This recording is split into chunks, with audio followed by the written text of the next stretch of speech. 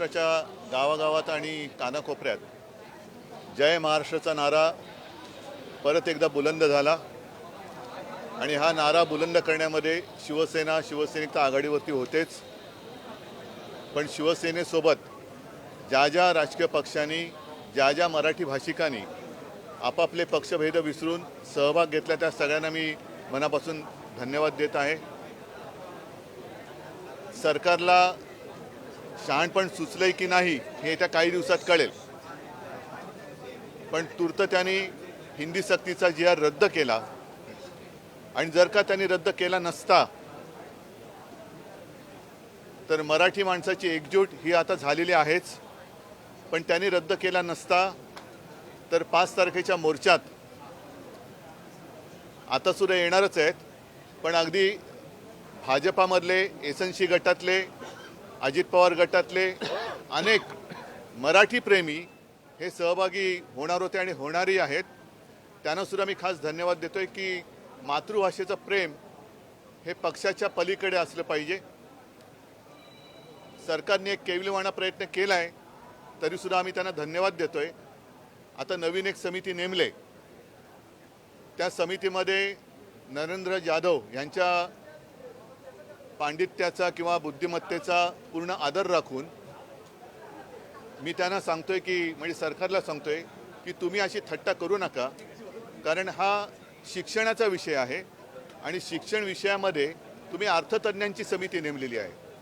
अर्थात कालच मी सांगितले की समिती कोणतीही असू दे, त्यांनी काहीही देऊ दे, पण सक्ती विषय आता संपलेला आहे।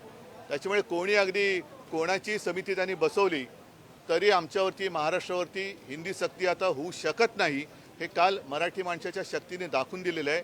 म्हणून त्यांना मनापासून मी सगळ्यांचे परत एकदा आभार मानतोय। 5 तारखेला विजय मेळावा म्हणा किंवा विजय मोर्चा हा येत्या 1-2 दिवसामध्ये नेमकं काय आणि कुठे हे जाहीर होईल, त्याही बाबतीत आम्ही सगळ्यांशी बोलतो आहोत। या निमित्ताने सगळ्यांना मला सांगायचे की आपण जरा विखुरले आहोत असं वाटल्यानंतर मराठी द्रोही हे पुन्हा एकदा डोकं वर काढतात आणि हे डोकं काल आपण चेपलेलं आहे, चिरडून टाकले, हे पुन्हा यांचा फणावरती येऊ नये असं वाटत असेल तर परत संकट येण्याची वाट बघत बसण्यापेक्षा ही एकजूट ही आपण कायम ठेवली पाहिजे आणि या एकजुटीचं दर्शन हे येत्या 5 तारखेला आम्ही घडवल्याशिवाय राहणार नाही। मुंबई महापालिका जाहीर झाले का? हा, मग येऊ दे ना तेव्हा। आंदोलनाला मोठा विजय मिळालेला आहे, संयुक्त एक एफर्ट होता, तर या संदर्भात आपली राज ठाकरेंशी काही बोलणं झालं? तुम्हाला म्हणून माझ्या बोलण्यातला अर्थ तुम्हाला कळला असेल की 5 तारखेला विजयोत्सव हा साजरा करणारच आम्ही सगळ्यांशी बोलतो आहोत। ज्याप्रमाणे आंदोलनात सगळे पक्षभेद विसरून आमच्यासह एकत्र उतरले होते, तीच एकजूट आपल्याला विजयोत्सवामध्ये दाखवण्याची आवश्यकता आहे की जेणेकरून या सरकारचा एक कुटील डाव होता की पहिलं मराठी अमराठी करायचं, मराठी भाषिकांमध्ये फूट पाडायची। आता मराठी भाषिकांमध्ये फूट पडत नाही, मराठी अमराठीवाद होत नाही, हे बघितल्यानंतर मराठी माणूस एक येऊ नये म्हणून आता हा GR त्यांना रद्द करावा लागलेला आहे। 9 जुलैला गिरणी कामगारांचा मोर्चा आहे। 9 जुलैला हो, गिरणी कामगार सुद्धा त्यांची सुद्धा समिती मला येऊन भेटून गेली होती, त्याहीबद्दल आमची चर्चा सुरू आहे आणि त्याच्याही बाबत आमचा निर्णय आम्ही त्यांच्यासोबत आहोतच, म्हणजे तो काही वेगळा विषय उत्तर द्यायची मला गरज नाही।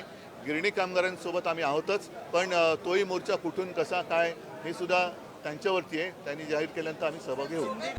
आता isakal.com आहे देशातील नंबर 1 ची मराठी न्यूज वेबसाईट। प्रत्येक अपडेटसाठी isakal.com ला नक्की भेट द्या।